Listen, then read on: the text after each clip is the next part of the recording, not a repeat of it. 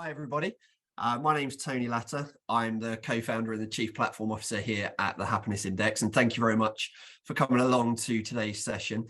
As I've just mentioned, this is a live session, so if you would like to participate and if you've got any questions, please feel free to use the chat function and we'll answer some questions as we go along. There'll also be a section at the end and an opportunity for you to ask some questions there as well.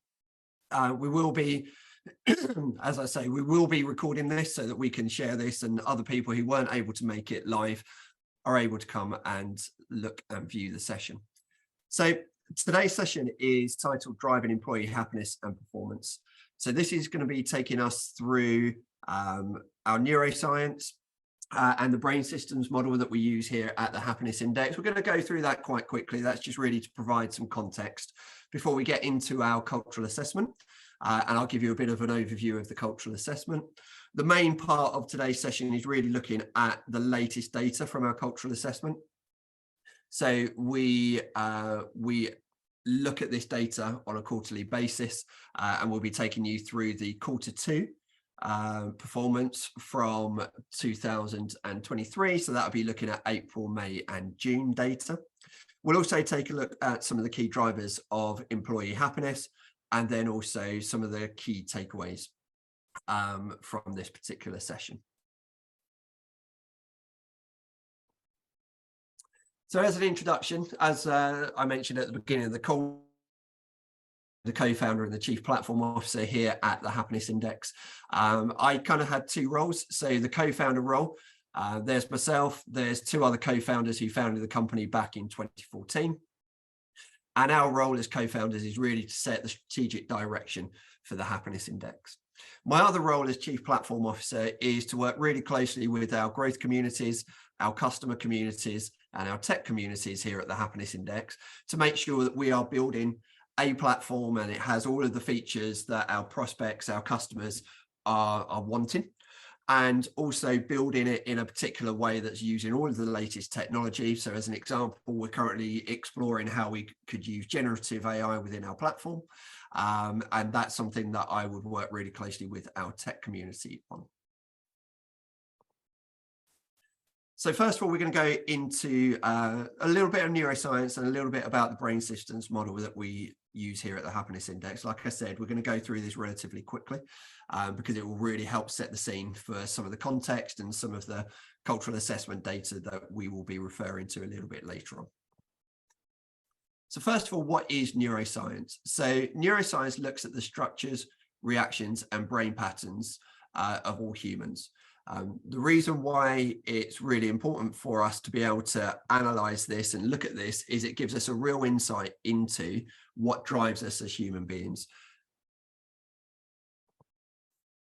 So linking neuroscience to the areas of the brain. So there are 4 brain systems that we talk about here at the Happiness Index. Every human has them. We will have a preferred style, which we'll go into in a little bit more detail, but just to kind of give you a bit of a headline overview and a bit of an idea about where these regions sit within the brain. So we have the instinctive brain system, which is the oldest brain system that we have. That sits within the basal region of the brain. Next up, we have the emotional brain system, which sits in the limbic region. We have the reflective brain system, which sits in the prefrontal cortex, and then we have the rational brain system that sits in the cortex. When we get into the next slide. So on this slide here, we can see the 4 brain systems that we have that we've just gone through. So I'll go through them one by one. So you have the instinctive brain system. So this is our genetically programmed response to our environment around us. As I mentioned, it's the oldest part of the brain, and it's the part that drives our instincts, hence the name, the instinctive brain system. So this is very much about survive and thrive. We often talk about quick decisions that we make. We may not necessarily understand why or how we've made those decisions. Effectively, our bodies just take over and we make those decisions very quickly. That's the instinctive brain system. Next up, we have the emotional brain system. So this is about our immediate response to people and our environment around us.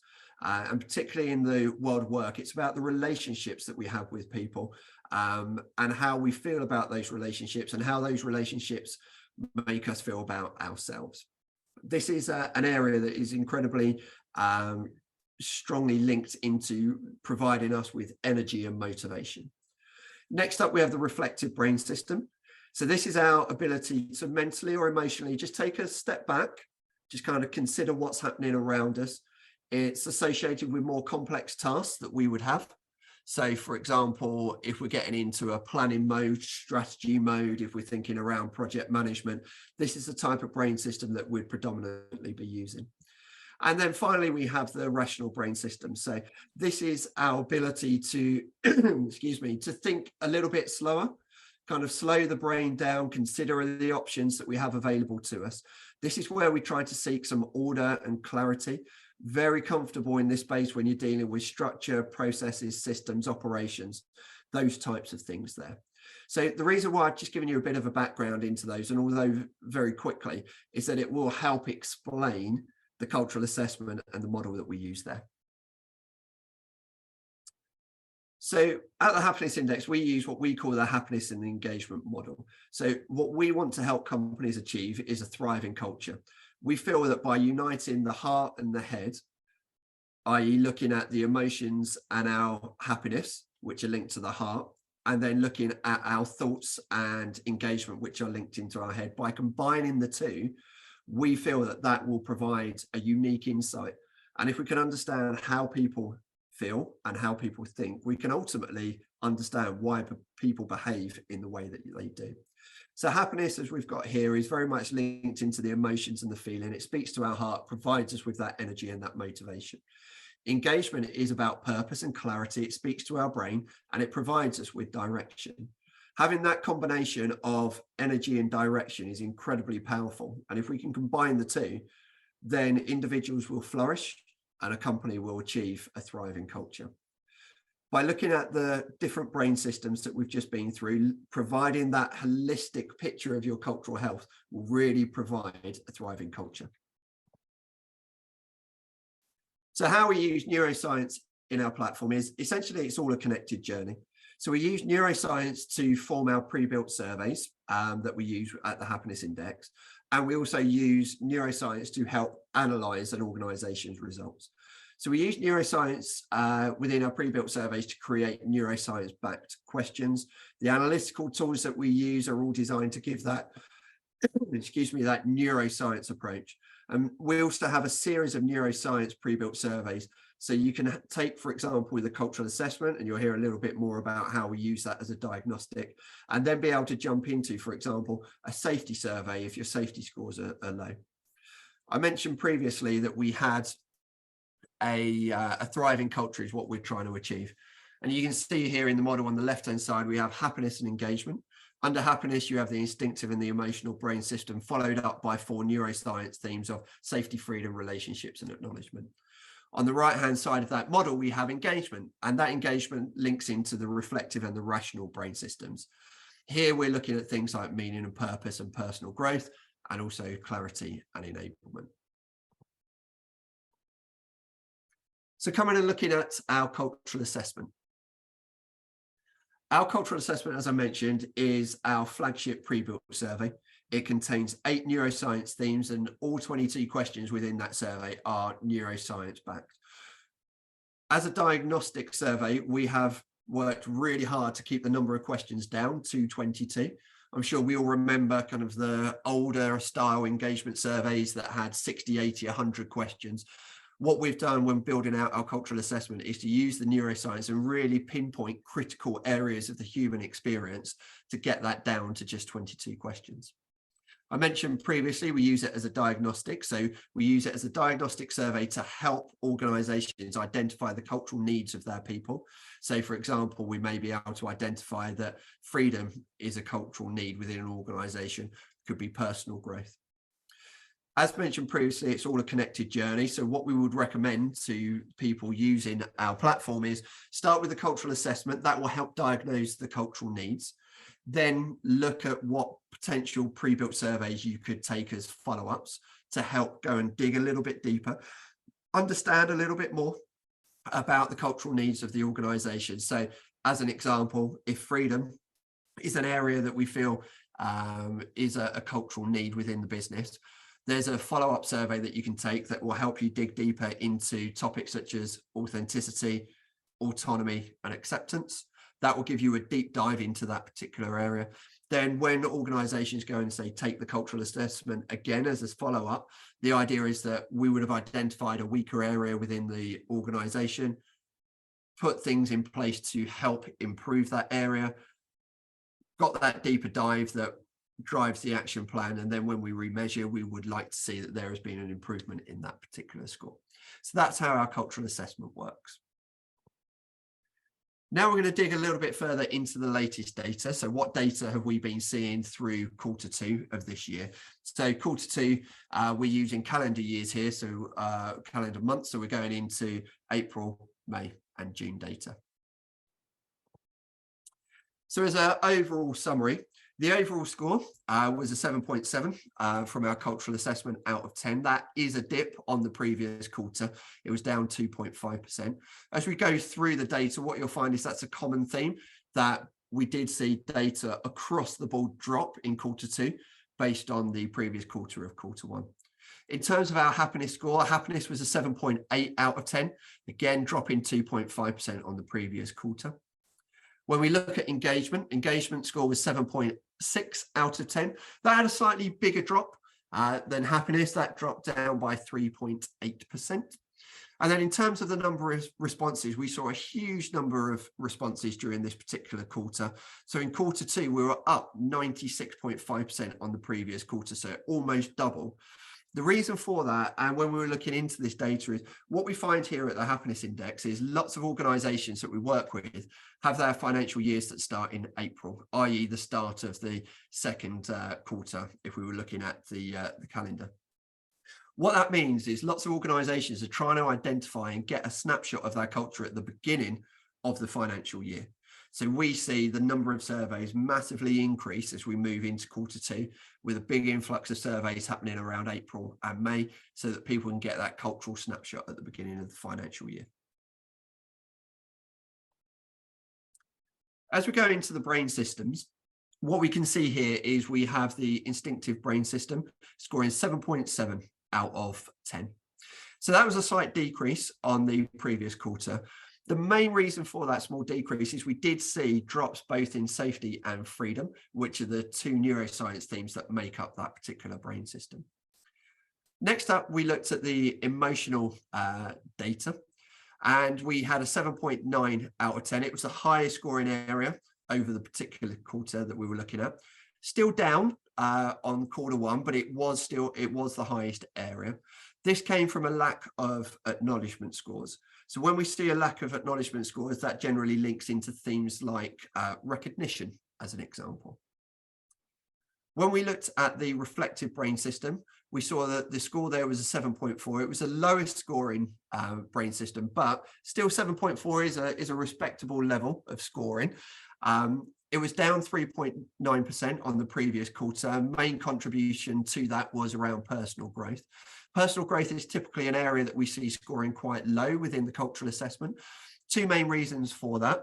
Number one is around the level of challenge within people's roles. So as people become more experienced, they've been doing their role for a longer period of time.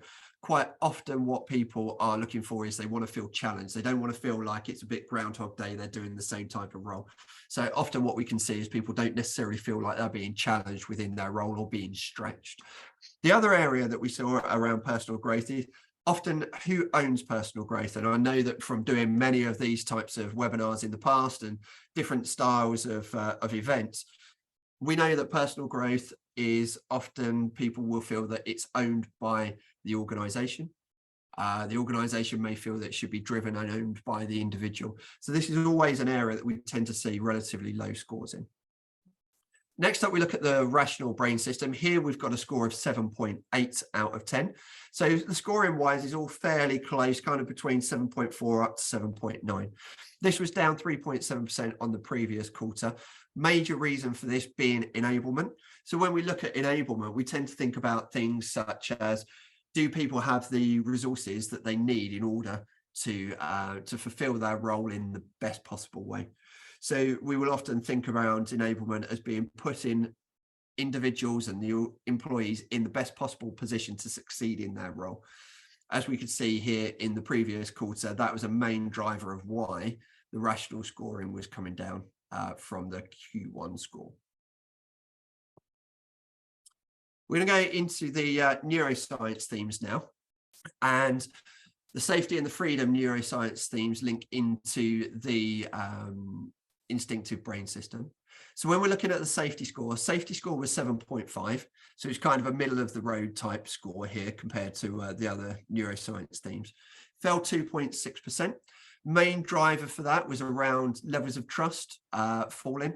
So people feeling that they weren't able to trust their organization. I guess with a lot of the kind of the macro environment that we find ourselves in, looking through the latest news, you see things around kind of layoffs, environment, economics, etc. So quite often people can feel like the levels of trust aren't particularly there with their organization. So that's something that's really important for organizations to maintain, is that level of trust. A level of work-life balance as well. That's always something that we're typically seeing over the last kind of 2 years in general, becoming a really big theme now, about people having the opportunity to kind of switch off, get that work-life balance right. What we've seen over a period of time now is that scores are kind of stabilizing a little bit around like the mid-7s. They were higher than that previously. So that's a growing trend that we're seeing here at the Happiness Index, that employees are struggling to find the right level of a work-life balance. Looking at the freedom neuroscience theme, that score is 7.8, so one of our higher scoring areas. Still down on the previous quarter. This is down to people feeling a reduced level of authenticity and autonomy. So when we think around authenticity, that's a lot about people feeling that they can be the person that they are at work. They don't need to conform to a form of like organizational norm. We saw scores for that fall slightly over the quarter. Then when we look at autonomy, this is really around, are people able to have an influence over how they deliver their role? Now, we all accept that within our roles, whichever role it may be, there's a very specific requirement for that role. We have roles and responsibilities that we need to deliver. However, if we can allow people to have a form of autonomy about how they go about delivering those roles and responsibilities, that can have a massive increase in their motivation and their sense of happiness at work. Coming into the emotional brain system here, so this is where we're going to look at the acknowledgement area. This is our lowest scoring area within our data of Q2. The acknowledgement score was 7.2, so it fell 2.7%. It's traditionally one of our lowest scoring areas. The main reason for this is a lack of people feeling valued. So when we get into this area, we tend to think about recognition. The reason why that's really, really important is because as individuals, when we do something and we get positive recognition, we get that acknowledgement that we've added value, that we've done a good job, that motivates us to want to go and do it again. It also helps us find our place within an organization or a team. It allows us to kind of understand that what we're doing is adding value, people value it, we're likely to go ahead, do it again. It's something that can give us that feeling of belonging within a team. So those feelings of acknowledgement are really, really important. The flip side of that, we had our lowest area there in acknowledgement at 7.2. Within the same brain system, which is the emotional brain system, we also have the highest scoring area within our survey, which is an 8.4 for the theme of relationships. Again, it's down on where we were in quarter one. However, still a very positive score of an 8.4 out of 10. The main reason for the slight reduction is a reduced score that we saw in the theme of positive work relationships. So we know how important it is as professionals within the HR space to have positive relationships at work. We can have those positive relationships at work, gives us a greater sense of belonging, helps us with those feelings of freedom. So for example, being accepted, and levels of acceptance tend to be much higher when we have positive working relationships. Productivity and collaboration, again, tend to be higher when we have those positive working relationships. So it's an area that we would really encourage organizations to make sure that they are scoring well on. When we come into the next set of neuroscience themes, these are linked into the reflective brain system. We have the lowest scoring area here, which is around personal growth. As I mentioned previously, this is an area that we typically see being one of the lowest scoring areas within our cultural assessment. This particular one is being driven this quarter by people feeling less challenged in their roles. When we went through and we analysed the comments linked into the personal growth theme, that was something that we were seeing a lot of, people feeling like their roles were potentially stagnating, lots of similar tasks, not particularly much variety in the work that they're doing. So again, these are all really good lessons for us to kind of, as leaders within businesses, to start thinking about, well, how can we challenge people? How can we get people to step out of that comfort zone? So it's not easy for people to come out of that comfort zone, but when people do, that's when they tend to feel stretched. That's when they tend to feel challenged.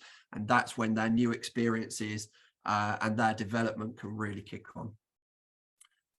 Another scoring area here is meaning and purpose. So we scored 7.9 across all of the data that we saw coming in for the cultural assessment in Q2.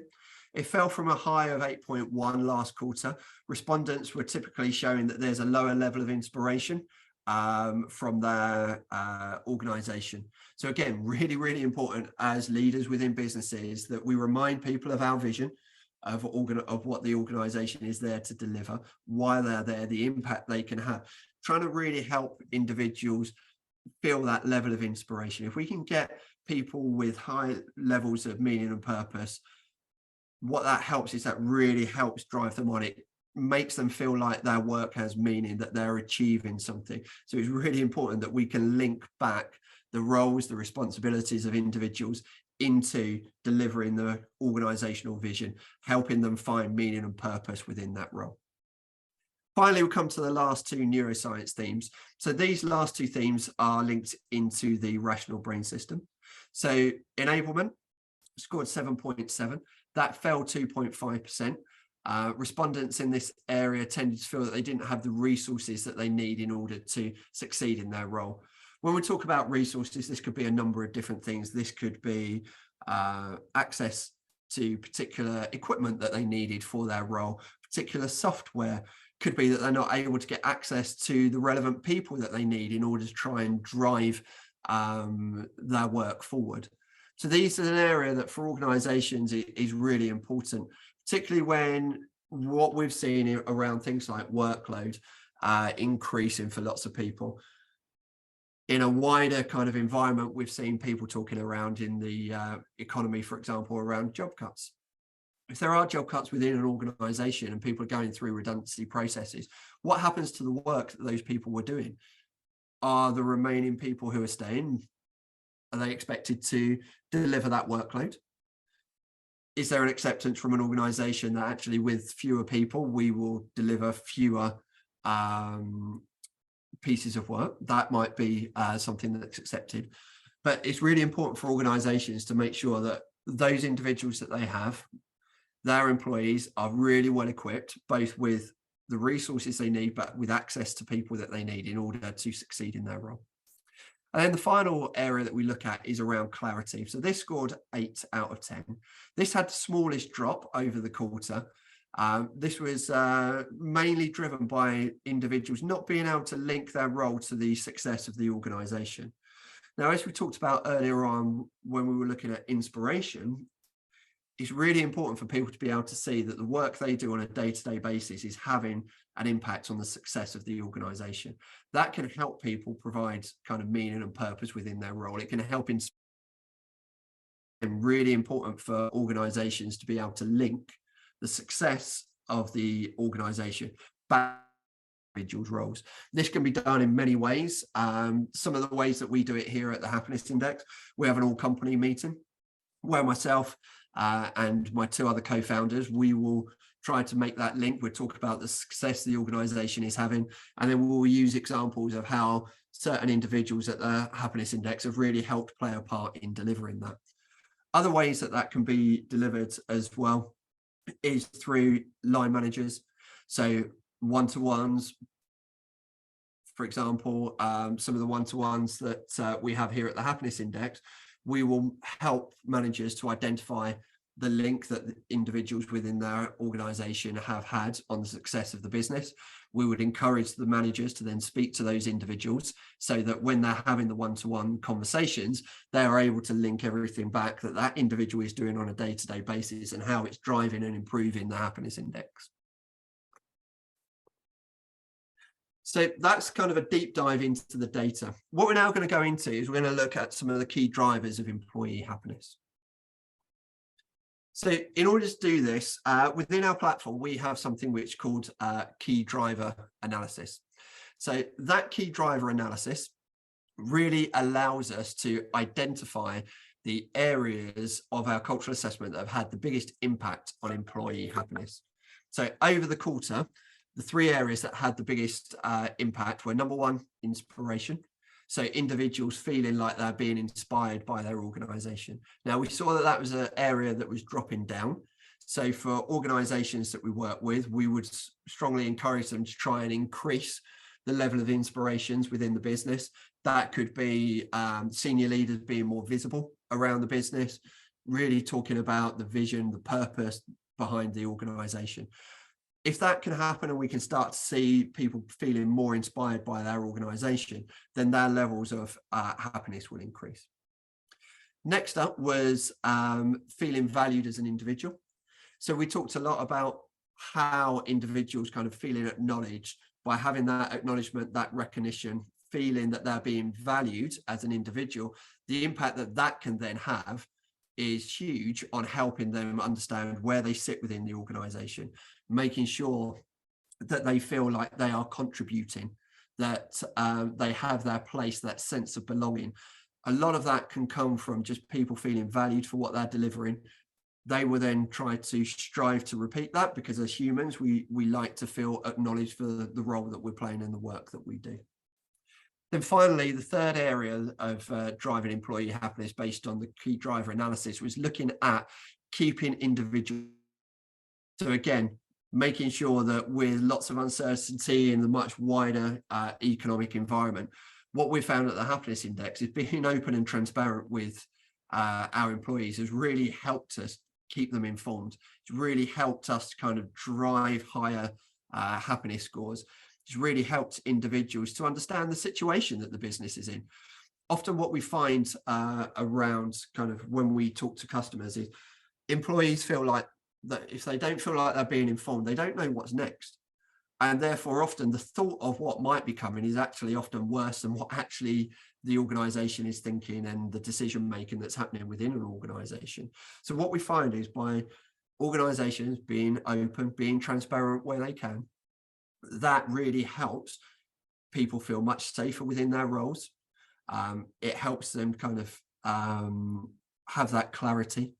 So what you'll see is a lot of areas within our cultural assessment are related to each other. So by keeping people informed, which would sit under the rational brain system, can really help people feel safe, which sits under the instinctive brain system. So we have our model is connected, and that's why when you look at things like being informed, which sits under the rational side, which will often link into, for example, the engagement side of our model, that can actually have a really big impact on the levels of happiness for an individual. So that would sit under the safety area. So you can see how this is all linked in together.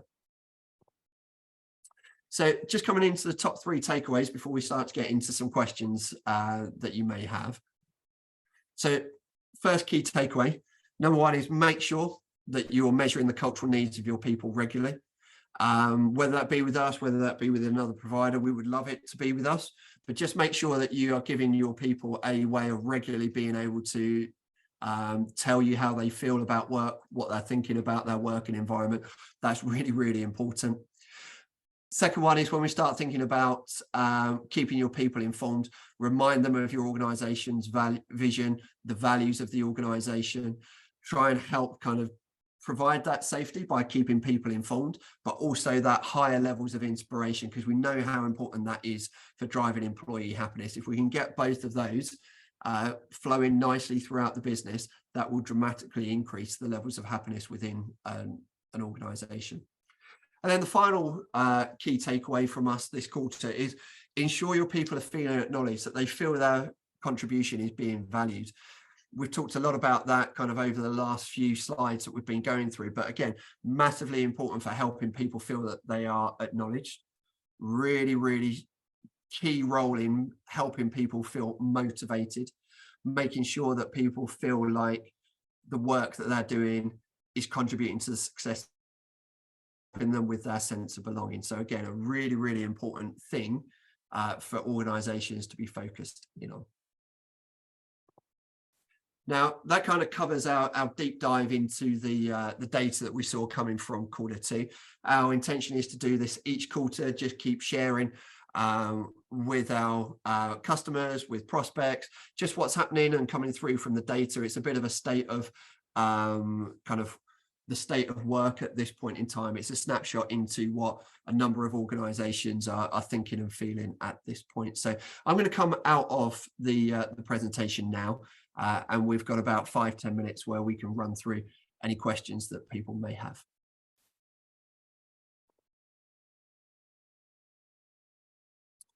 So I'm going to come through here. Do we have something that was in the chat?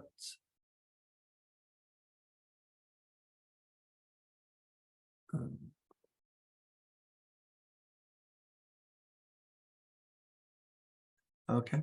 So first question, so Nick Shepherd around Gallup running at kind of around half of our engagement scores. So I was on I was doing a pitch earlier on today with somebody from our growth team. And when we got into benchmarking, we shared what our benchmarks were.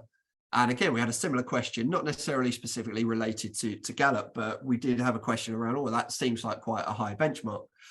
And what we tend to see within our benchmark is we work with organizations who are incredibly passionate about driving up high levels of happiness and engagement. We don't tend to have customers who would use the happiness index, who are using it more as a tick boxing exercise, i.e. I've worked in organizations previously. I worked at a big multinational organization. It always felt like we needed to do an employee engagement survey so that it was a tick box. We could show shareholders around the world that this had been taken and these were the scores. And in fact, sometimes the scores it felt like the scores didn't really matter. Very little would happen off the back of it, but it was an exercise that needed to be done. Now at the happiness index, that's the complete opposite for the types of customers that we work with. Customers that we work with are incredibly passionate about employee happiness and employee engagement. They want to deliver the best possible employee experience. They have often been working in this area for a number of years, so they've really used our model to drive up their scores. So we tend to have a much higher base level of engagement scores and happiness scores compared to some of the other providers that we work with. So hopefully, Nick, that's answered your question there. And then so coming back again, Nick, we saw another question from you. So people react emotionally to factors outside of work. How does this affect your responses in this area when you measure the emotional responses? Okay, so I'm really, because what we're really interested in is we want to understand the emotions of individuals. We want to kind of capture how they're feeling when they're at work. Now that can be a stimulus from outside of work. It's very interesting as individuals. We don't just turn off what happened before work to then turn up at work. Emotions are very much part of who we are. Emotions are very much part of the workplace. I'll use some personal example here. So I have two small children. I have a 10-year-old and a 7-year-old. Before work, I do the school run. Trying to get a 10 and a 7-year-old out of the house sometimes can be challenging, particularly when it's to go to school. So whatever's happened in the morning, I don't just park that and go, oh, it's 9 o'clock now, I'm at work, I'll forget about that till 5. Those emotions come with us into the workplace. They can have an impact on how we perform at work. The way that our cultural assessment is set up and the types of questions that we do ask around work-related questions. So they are often about safety, about how you would feel at work or around your physical work and environment. It is very much about focused on work. But we're also very aware that we don't just park our emotions, and that emotions can be brought into the workplace as well. That's why things like positive relationships are really important within our model, because if we have positive relationships, we may open up about how we're feeling, about how things are happening outside of work. So as an example, if you do need to do a school run in the morning, or you've got an employee who needs to do a school run, it can be difficult to, say, get to the office for 9 o'clock. Could they start 9:15, give them a bit more flexibility, make it a little less rushed in the mornings, those types of things. If you've got children that are at 2 different schools, maybe one at primary school, one at secondary school, and then you need to start your work after doing the school run and getting them in 2 places, that can also be something that impacts your work. That doesn't mean that we should ignore that. It means that actually, how can we cater for that as an organization? Some of those things can be really important in how organizations react and strategies that organizations can put in place. So we like to encourage people sharing those emotions from outside of work and sharing those with the organization. We have a question here from Marjorie. So if someone was going through a difficult situation in their personal life, how can this method help someone who is working long hours to stay away from home? Okay, so Marjorie, I don't know if you feel comfortable kind of elaborating a little bit more on that. Maybe if you could just take yourself off mute. Are you talking around that if someone's going through a difficult situation away from work, then how does our model look at those who are maybe trying to avoid going home and throwing themselves into their work? Is that right?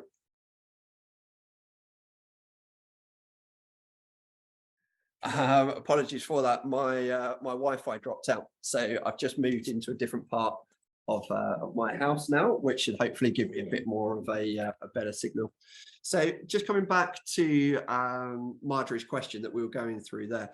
Yes, work can be a really good kind of distract yourself from work, from what's going on around you. However, that doesn't help longer term. So people can experience burnout if, for example, people are working really long hours. That's something that that can have a big impact on their levels of motivation, their energy levels. What we often find when people work for a long period of time is that it has a big impact on them mentally. And when people are starting to suffer mentally, that can impact their levels of safety. So there's an article that we've written, which is about the around kind of like the neuroscience of stress. And one of the things that happens when we get into those high levels of stress, which long periods of work can kick off, what that can do is that can start to get you more into the flight or fight mode. You spend a lot more time in the safety area of the neuroscience brain systems. What that means then is that you are often very much just kind of thinking about the next thing that you've got to do, not necessarily thinking bigger picture strategy wise. So I think that we would certainly encourage people to take breaks from work. If people are using work as a distraction, then that can be helpful for them. But really that should be during the working hours. It would be, if this was at the happiness index, we'd be looking to see what could we encourage, how could we help support that individual, and if they needed distractions away from some of the things that were happening away from their life, we're trying to help understand, well, why is that? What could we do to support? Is there something that we could help with as an organization? That maybe it could be around working hours, could be a number of different things that might be causing challenges. So hopefully that's answered your question, Marjorie. And I'm sorry, kind of like the session hasn't finished. I know we had I just dropped out there. I think we've got time maybe for one more question. If anybody else wanted to ask a question, feel free to pop that into the chat. Okay, great. I'm pleased it answered your question, Marjorie.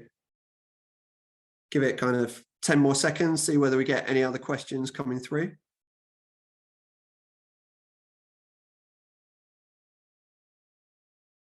I can't type that quickly, Tony. I was going to ask a question. Yeah, just ask about the well, I've got two actually. One's just about the seasonality of the data, because obviously there were some fluctuations across the board where I think all of them dipped. Is that typical for that particular quarter, or is that unusual that they'd all be negative? It was, when we looked, because we looked at some trends like year on year as well, and the data was down year on year overall. When we looked at the data, kind of Q2 data last year, comparing it against Q1 from 2022, we didn't see the same levels of dropping off as we did. So I wouldn't say that it is a seasonal trend that when you get into Q2, we generally see the scores dip anyway. I think it is a fair reflection of maybe where we are with some of our wider environment. So talking very much around things like the broader economy, some of the issues that they may be having, some of the worries that that might be bringing on for employees. What we tend to see is organizations who have been quite open and transparent. They have been performing well across the board. I know we've talked very much about overall benchmarks here today, but if we went down and dig deeper into kind of some company specifics, what we have tended to find is organizations that have been communicating well, being open, being transparent, they haven't necessarily seen the same falls as you have seen kind of across the benchmarks and the entire number of organizations who have been using the happiness index. That leads quite nicely into my follow-up question, actually, because I don't know if you looked into it, but I was wondering whether there was any data about the spread of happiness amongst employees and whether the decline is actually more focused on employees who were already experiencing some unhappiness at work. So you might imagine, for example, that if you're not feeling that secure in your job, maybe you're not performing where you're expected to perform. When the economy takes a bit of a dip, you're then thinking, oh my word, this is not looking good for me. But it might be sort of just more broadly felt. I don't know. Yeah, there is an element of truth in that, David. Absolutely. So when we did look through some of the data, what we looked at is organizations who have been scoring. What was the level of fall off for organizations who had been scoring below the benchmark, and did they experience a bigger drop off than, say, companies that were scoring above the benchmark? And yeah, there is an element of truth into that. Absolutely. If people aren't feeling particularly secure in their roles, then some of the topics, the news that we see that's outside of the organization, that naturally can create some cause for concern for people. Again, it comes back to, as we talked about a number of times today, can we be open? Can we be transparent? If we're open and transparent as much as we can with our employees, what we tend to find is that baseline level of safety is generally higher than it would be anyway. And therefore, if you've got that higher baseline of safety, you don't tend to see the bigger drop-offs than maybe you would if that safety level is already low. Plus some of the news that you see in the economy, interest rates going up, etc., mortgage rates going up, that all has an impact as well. So yeah, I think there is some truth in that. Great, thank you. Perfect. Okay. Well, I think we'll leave it there. Thank you very much, everyone, for coming. Massively appreciate you spending your time with us today. Hopefully there's some things that you have learned that you can take away from this particular session. Maybe it's given you a few kind of a wider bit of context into kind of some of the things that you have been seeing and experiencing within your organizations and within the data there, and the sentiment that you're seeing within your employees as well. So a big thank you to everyone who came along, and we will look to do this another time. Take care. Bye-bye.